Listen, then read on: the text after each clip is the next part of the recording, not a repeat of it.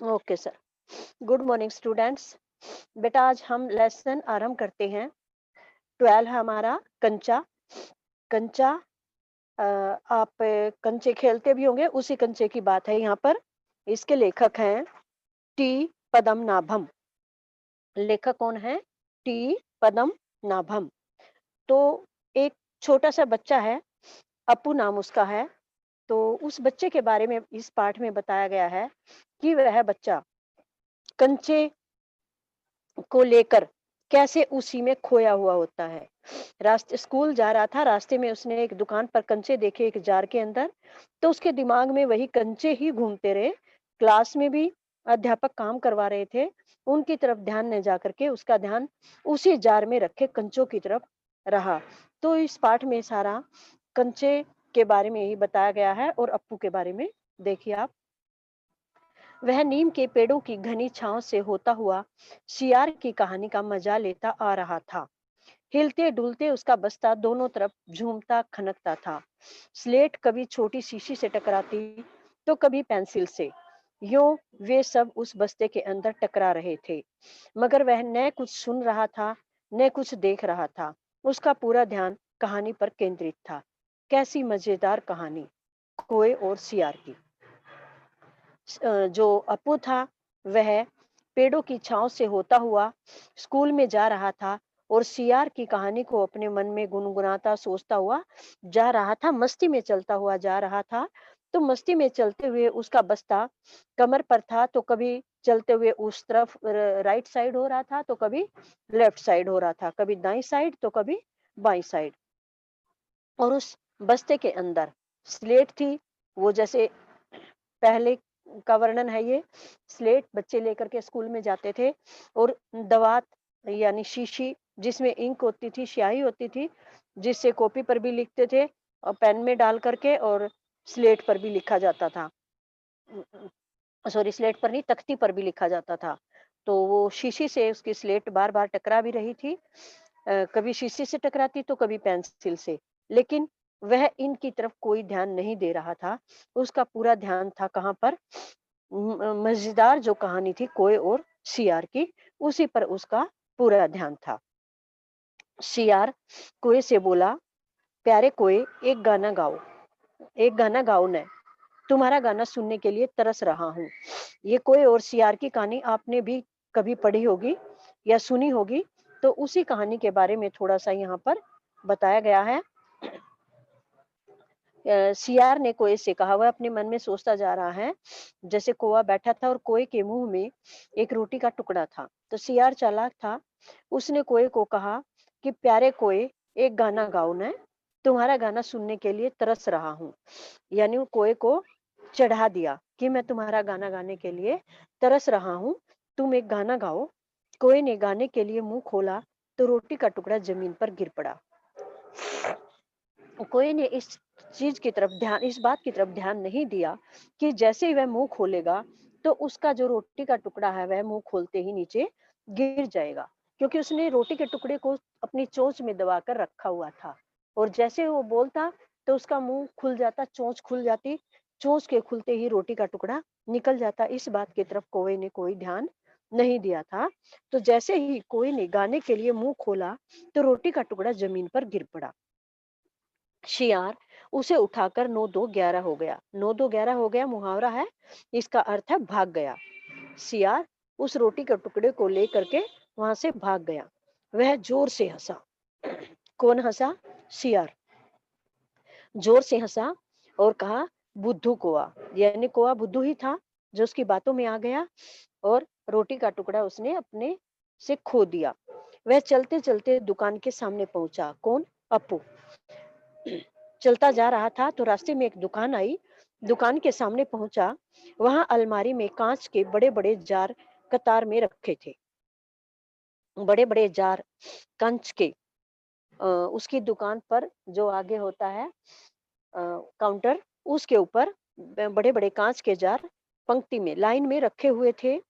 उनमें chocolate, peppermint और biscuit थे। उन जो जार रखे थे उनमें सामान रखे थे, किसी में चॉकलेट, किसी में पिपरमेंट, किसी में बिस्कुट। उसकी नजर उनमें से किसी पर नहीं पड़ी।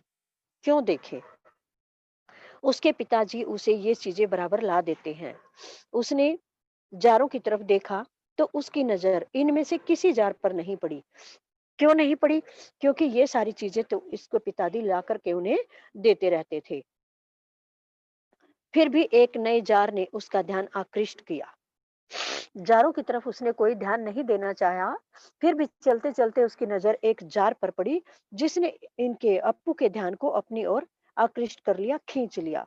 वह कंधे से लटकते बस्ते का फीता एक तरफ हटाकर उस जार के सामने खड़ा टुकर टुकर ताकता रहा। जो कंधे पर बस्ता लिए हुए था, उसका एक फीता यानी स्टेप जो थी, एक तरफ हटा दी और उस जार के सामने खड़ा होकर लगातार उस जार को देखता रहा। नया नया लाकर रखा गया है। उससे पहले उसने वह चीज यहाँ नहीं देखी है। जो जार है, ऐसे लगता है कि नया नया ला करके यहाँ पर रखा है और इससे पहले उसने कभी भी ऐसी चीज को नहीं देखा है। पूरे जार में कंचे हैं, हरी लकीर वाले, बढ़िया सफेद गोल कंचे, बड़े आंवले जैसे। कितने खूबसूरत हैं। अब तक ये कहाँ थे? शायद दुकानदार के अंदर। अब दुकानदार ने दिखाने के लिए बाहर रखा होगा। तो जो अप्पू था उसने क्या देखा? पूरे जार में कंचे भरे पड़े हैं। जिस जार ने अप्पू का ध्यान अपनी तरफ आकृष्ट किया था, उसी जार में क्या था? कंचे थे। कैसे थे?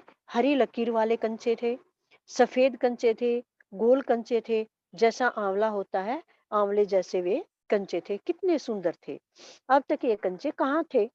शायद दुकानदार ने अंदर रखे होंगे। अब दुकानदार ने इन्हें दिखाने के लिए बाहर रखा होगा। उसके देखते देखते जार बड़ा होने लगा। वह आसमान सा बड़ा हो गया, तो वह भी उसके भीतर आ गया। वहां और कोई लड़का तो नहीं था, फिर भी उसे वही पसंद था। छोटी बहन के हमेशा के लिए चले जाने के बाद वह अकेले ही खेलता था। लेखक क्या कह रहे हैं? पद्मनाभम कि जैसे ही अपू जार के पास खड़ा होकर के जार को देख रहा था, पूरा जार को देख करके उसी में खो गया था। जार के अलावा उसे कुछ भी दिखाई नहीं दे रहा था। जैसे आपने महाभारत में पढ़ा होगा कि अर्जुन, जो ये पांडव और कौरव थे, इनको धनुष विद्या सिखाई जा रही थी। तो इनसे एक एक करके बच्चे से पूछा था कि अ, जो है आपको क्या दिखाई दे रहा है? तीर चलाने के लिए, तीर चलाने के लिए कोई सेब, मान लो कोई कई उदाहरण ऐसे जैसे सेब रखी है, तो उसमें तीर चलाने के लिए बोला जाए कि तुमने सेब में तीर लगाना है। तो बार बार बच्चे से ये पूछा जाता, अब तुम्हें क्या दिखाई दे रहा है? कोई कह रहा पेड़ दिखाई दे रहा है, कोई कह रहा टहनी दिखाई दे रही है, कोई कुछ कह रहा, कोई आसमान दिखाई दे रहा, कोई आसमान में उड़ते हुए पक्षी दिखाई दे रहे हैं। तो एक ने कहा मुझे केवल सेब दिखाई दे रही है।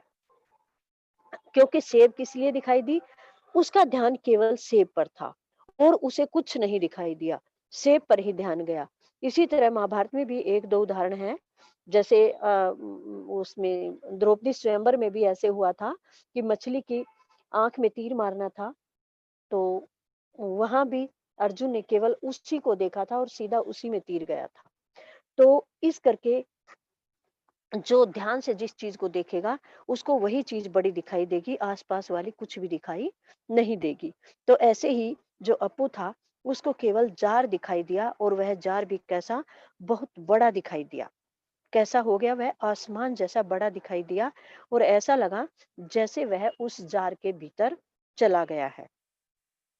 क्योंकि वहां और लड़का तो कोई आसपास था नहीं, फिर भी उसे वही पसंद था। और क्योंकि उसकी छोटी बहन जो थी, वह उसे सदा के लिए अकेला छोड़कर चली गई थी, वह अकेला ही खेलता था।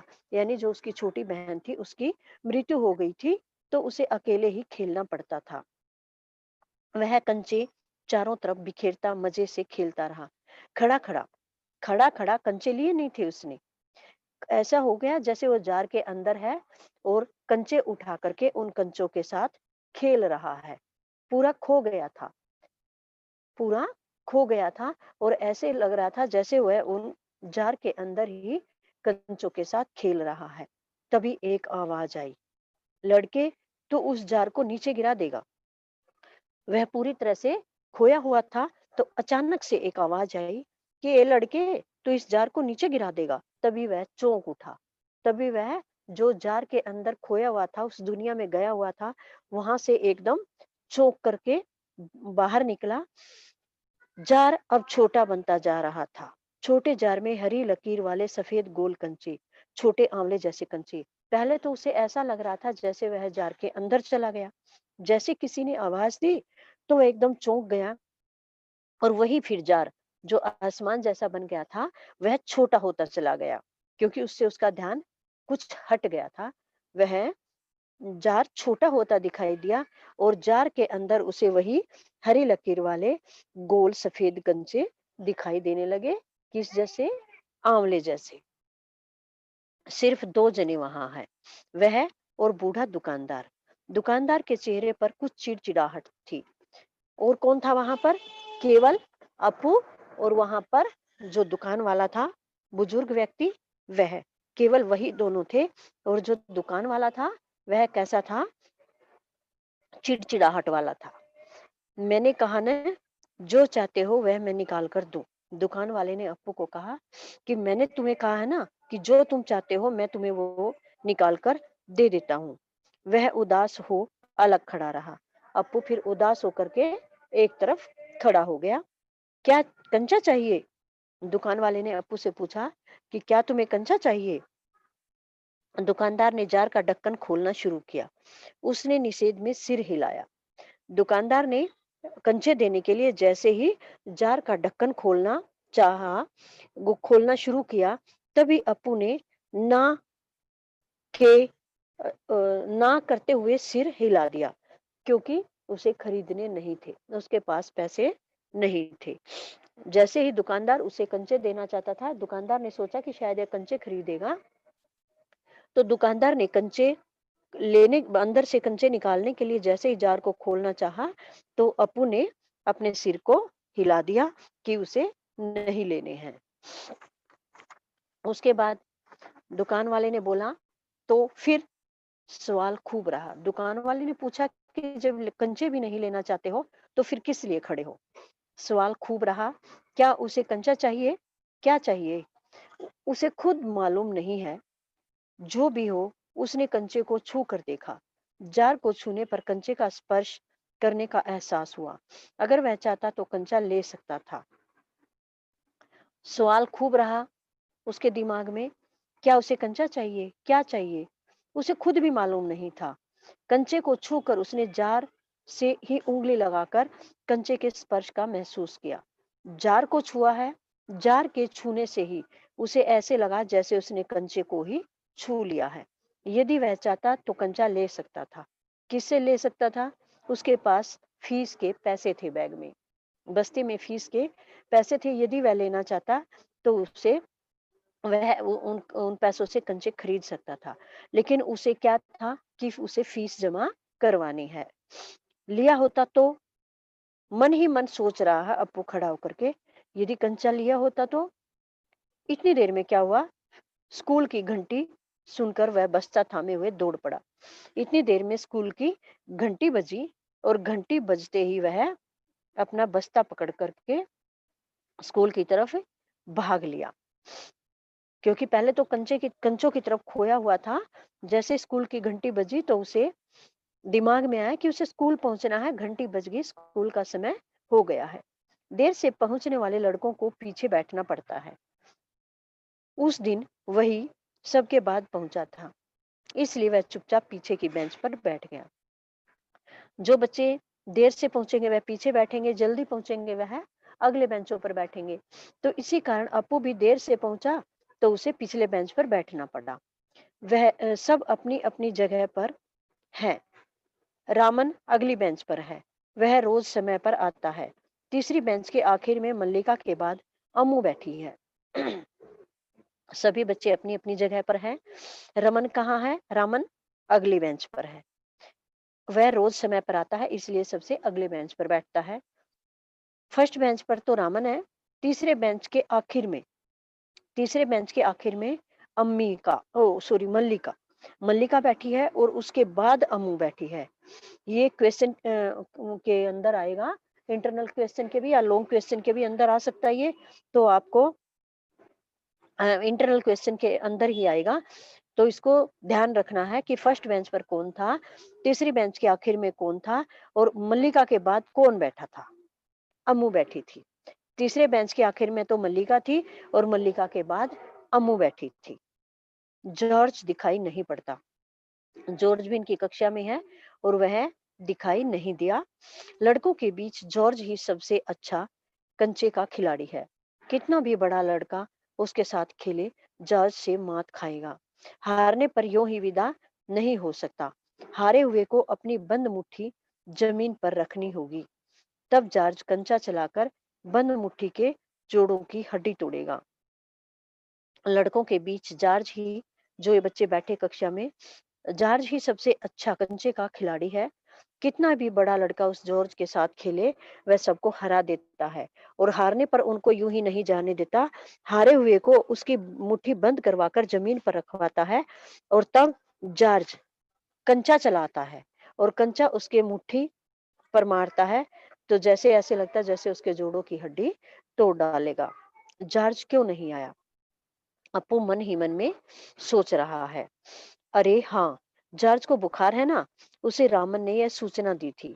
उसने मल्लिका को सब बताया था। जॉर्ज का घर रामन के घर के सामने, घर के रास्ते में पड़ता है। अरे हाँ, याद आया अपू को। अरे हाँ, जॉर्ज को तो बुखार है। उसे रामन ने यह सूचना दी थी। रामन ने उसे बताया था कि जॉर्ज को बुखार है, क्योंकि उसने मल्लिका को बताया था। मल्लिका को उसने बताया था रामन ने। जॉर्ज का घर जो था रामन के घर के रास्ते में पड़ता है। जैसे रामन आ रहा था तो जॉर्ज ने उसे बताया था और रामन ने यह और बच्चों को बता दिया था। मल्लिका को भी उसने बताया था। अपू कक्षा की तरफ ध्यान नहीं दे रहा था। अपू जो था वो कक्षा की तरफ ध्यान बिल्कुल नहीं दे रहा था। क्यों? क्योंकि उसका ध्यान तो जार में रखे कंचों की तरफ था। मास्टर जी, उसने हड़बड़ी में पुस्तक खोलकर सामने सामने रख ली। रेलगाड़ी का सबक था। रेलगाड़ी, रेलगाड़ी, पृष्ठ 37। घर पर उसने यह पाठ पढ़ लिया है। मास्टर जी, जैसे अध्यापक घर पर लेसन को रीड करने के लिए देते हैं, तो उनको भी ऐसे ही लेसन रीड करने के लिए दिया होगा। तो घर पर उन्होंने पढ़ लिया होगा बच्चों ने। तो मास्टर जी एकदम से आए कक्षा में। तो जो अप्पू था उसने हड़बड़ी में, क्योंकि पहले वह जार में रखे कंचों में खोया हुआ था, तो उसका ध्यान कक्षा में नहीं था। जैसे मास्टर जी आए तो थोड़ा सा ध्यान हटा। एकदम से हड़बड़ी में उसने अपनी पुस्तक खोलकर रख ली। पाठ था रेलगाड़ी से संबंधित। इसमें रेलगाड़ी के बारे में अध्यापक को पढ़ाना था और पृष्ठ था 37। मास्टर जी बीच-बीच में बेंच से मेज ठोकते हुए ऊंची आवाज में कह रहे थे, बच्चों, तुम में से कई ने रेलगाड़ी देखी होगी।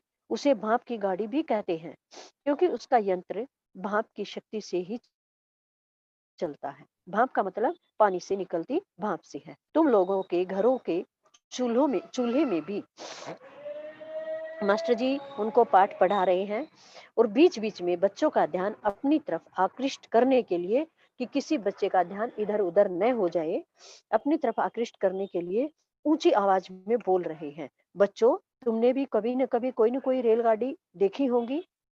कई बच्चों ने देखी होगी। वह भाप से, उसे भाप की गाड़ी भी कहते हैं। पहले भाप से गाड़ी चलती थी। क्योंकि उसका यंत्र भाप की शक्ति से ही चलता है। भाप क्या होता है? जो पानी में से निकलती है, बर्फ में से निकलती है, वह भाप होती है। भाप का मतलब क्या होता है? भाप का मतलब पानी से निकलती भाप से है। जैसे पानी गर्म करते हैं, पानी गर्म होता है, उबलता है, चाय बनती है, उसमें से भी बाहर भाप निकलती है। वो आपने अपने घरों में, अब तो चूल्हे नहीं है। पहले चूल्हे होते थे, उन्हीं पर खाना बनता था, उन्हीं पर पानी गर्म होता था। तो उस पर कुछ भी पानी, चाय, दूध जो भी होता था उसमें से गर्म होते हुए भाप निकलती थी।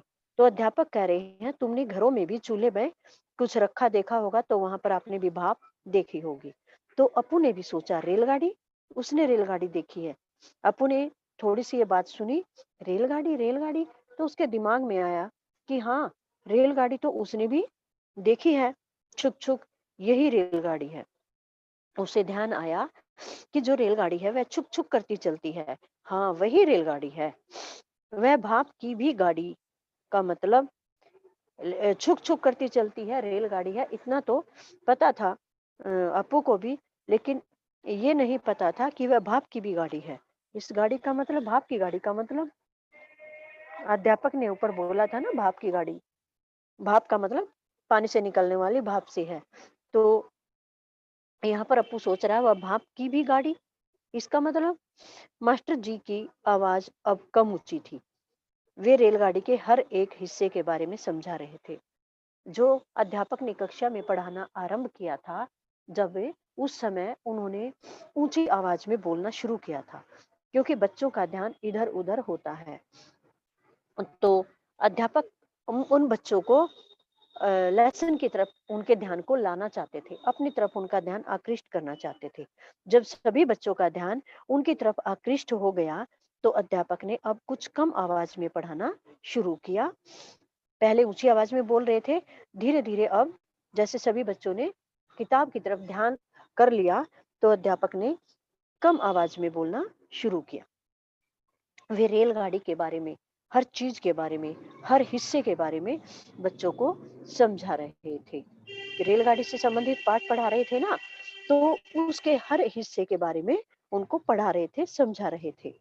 पानी रखने के लिए खास जगह है, इसे अंग्रेजी में बॉयलर कहते हैं। यह लोहे का बड़ा पीपा है। कुछ उदाहरण देकर अध्यापक समझा रहे हैं। पानी रखने के लिए खास जगह है, इसे अंग्रेजी में क्या कहते हैं, बॉयलर। जब पानी को उबालते हैं तो पानी के उबलने को क्या कहते हैं, बॉयलर। यह लोहे का बड़ा पीपा है, जिसमें पानी है, उसमें से भाप निकलती है, उसको क्या कहते हैं, लोहे का बड़ा पीपा। लोहे का एक बड़ा कांच का जार।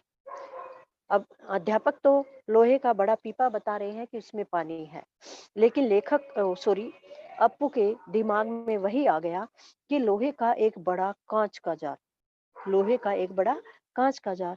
जिस कांच के जार को वह देख कर आया था, उस कांच के जार कांच के जार के बारे में लेखक ओ सॉरी अप्पू सोचने लगा।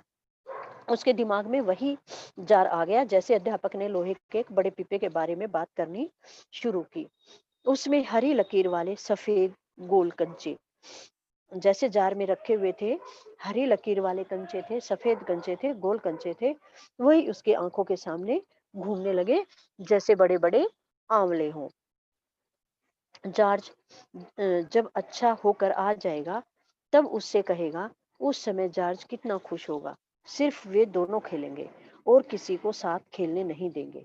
अप्पू का ध्यान तो फिर कंचों की तरफ चला गया, जॉर्ज की तरफ चला गया, क्योंकि जॉर्ज ही कंचों का सबसे अच्छा खिलाड़ी था। तो उसके दिमाग में ये बात आ गई कि जब जॉर्ज ठीक होकर के, अच्छा होकर के आ जाएगा, तो वह उसे कहेगा कि वह उसके साथ कंचे खेलेगा। तो यह बात सुनकर जॉर्ज कितना खुश होगा। केवल वे दोनों ही खेलेंगे और किसी को अपने साथ नहीं खेलने देंगे। वे दोनों ही खेल करके खुश रहेंगे। उसके चेहरे पर चाक का टुकड़ा आ गिरा। तभी जैसे वह खोया हुआ था, कंचों में खोया हुआ था, जॉर्ज के बारे में सोच रहा था, तभी क्या हुआ, उसके चेहरे पर चाक का एक टुकड़ा आकर के गिरा। अनुभव के कारण वह उठकर खड़ा हो गया। मास्टर जी गुस्से में हैं।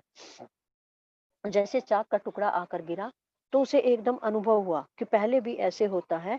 जो बच्चा कक्षा में ध्यान नहीं देता, तो अध्यापक उसकी तरफ चौक फेंक देते हैं कि वो कहाँ खोया हुआ है, उसको कक्षा में ध्यान अपना रखने के लिए।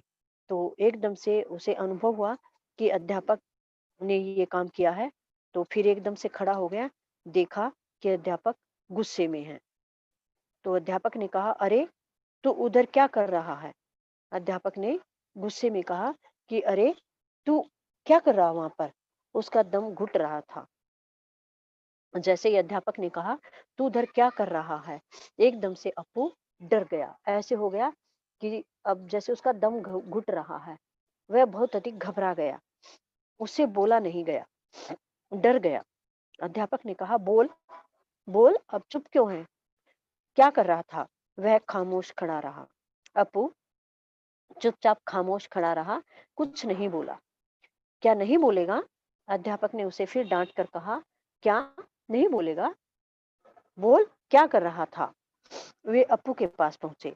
अध्यापक अप्पू के पास पहुंच गए। जहां पर अप्पू खड़ा था, उसके बेंच के पास अध्यापक पहुंच गए। सारी कक्षा सांस रोके हुए उसी तरफ देख रही थी। सारी कक्षा भी एकदम से डर गई थी कि क्या हुआ, और सांस रोके चुप होकर के सभी बच्चे एकदम से डर करके उसी की तरफ देख रहे थे कि क्या हो गया है। उसकी घबराहट बढ़ गई। उसके बाद अप्पू की घबराहट और अधिक बढ़ गई। अब अप्पू और जैसे अध्यापक उसके बेंच के पास पहुंच गया, तो अप्पू की घबराहट और अधिक बढ़ गई। वह और अधिक डर गया। आज की मीटिंग में इतना ही पढ़ेंगे। अब 4-4 पेज हम हर मीटिंग में पढ़ेंगे, तो लेसन काफ़ी लंबा है। 2 मीटिंग में और हमारा ये लेसन जो है कंप्लीट होगा। तो अब आप इस लेसन को पीछे जो पढ़ाया है उसको भी अच्छी तरह से पढ़ेंगे, और आगे जो लेसन है बचा हुआ है उसको भी आप रीड करेंगे। तो मैं आपसे 2-4 इंटरनल क्वेश्चन पूछती हूँ, जिसका नाम बोला जाएगा वही बच्चा इंटरनल क्वेश्चन सुनाएगा। Excuse me ma'am. हाँ जी बेटा। मैम हम भाप को धुआं भी बोलते हैं ना? नहीं बेटा।